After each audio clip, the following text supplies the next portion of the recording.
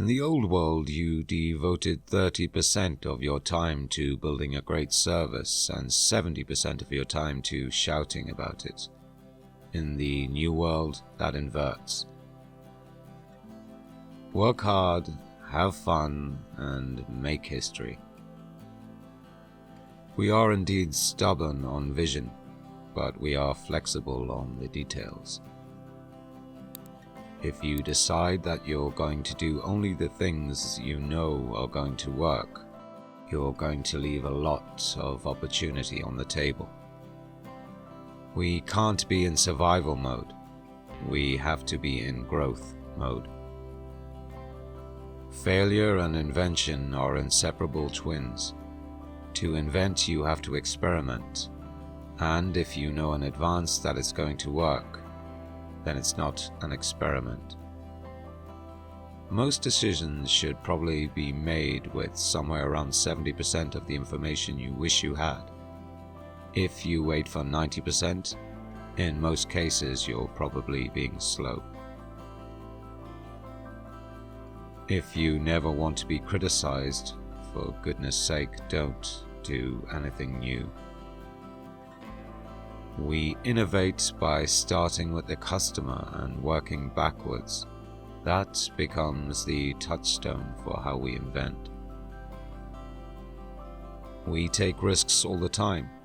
We talk about failure. We need big failures in order to move the needle. If we don't, we're not swinging enough.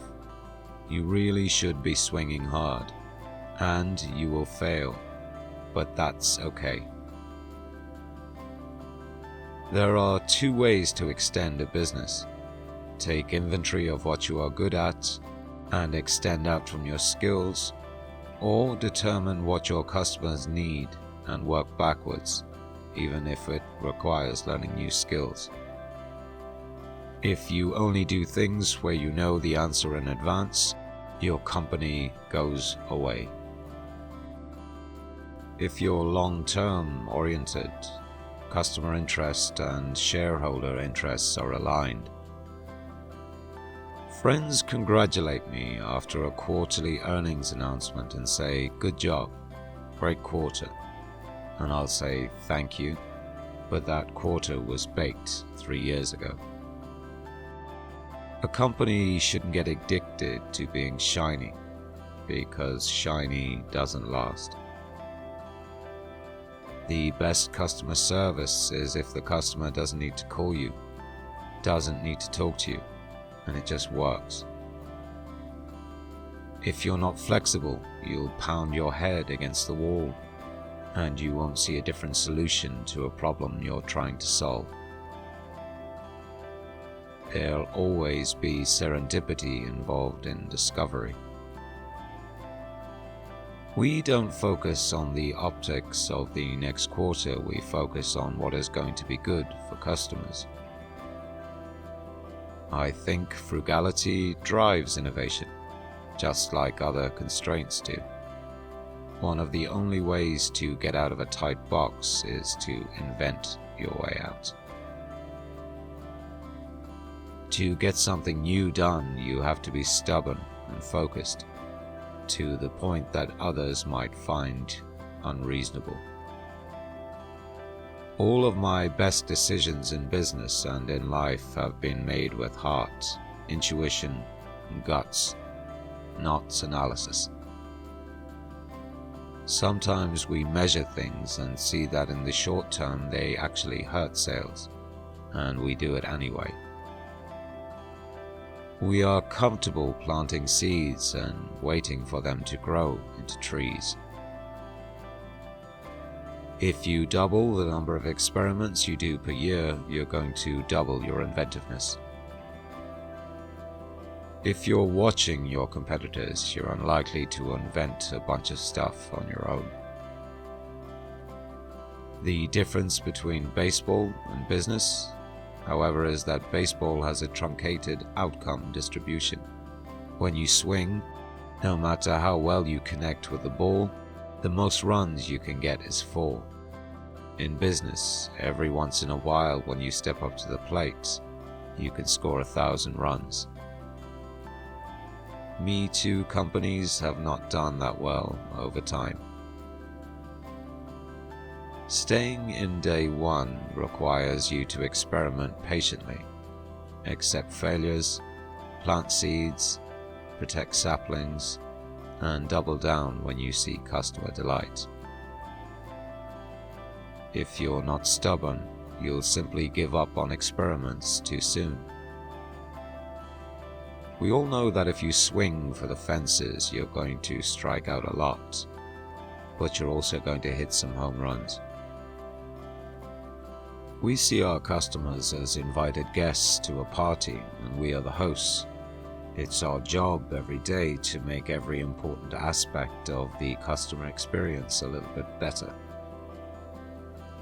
Companies are rarely criticized for the things that they fail to try, but they are many times criticized for things they tried and failed at.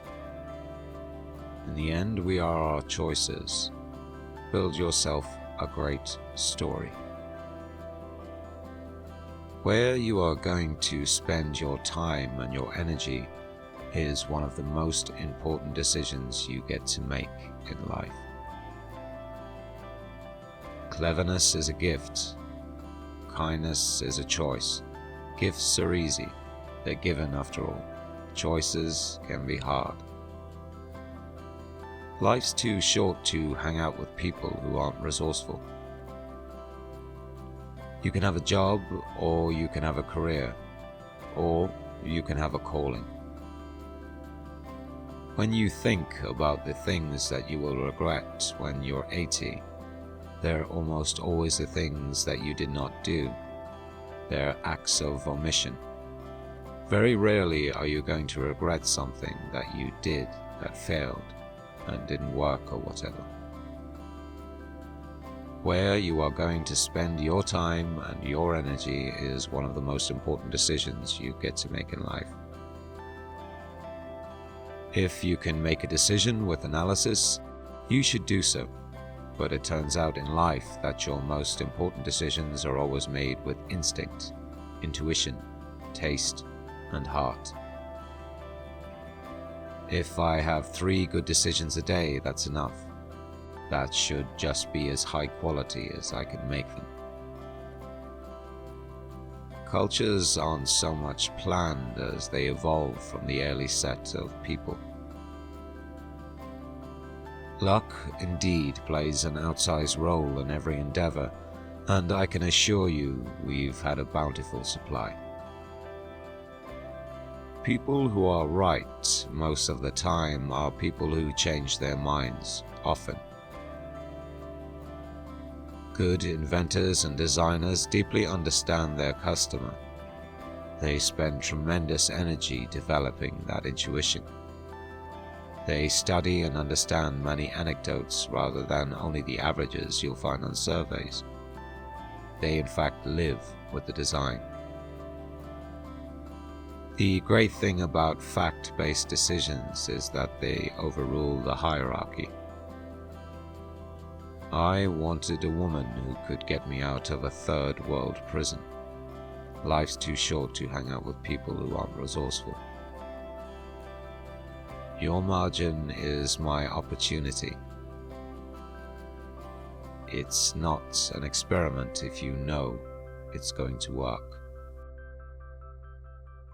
Please subscribe for daily motivational quotes.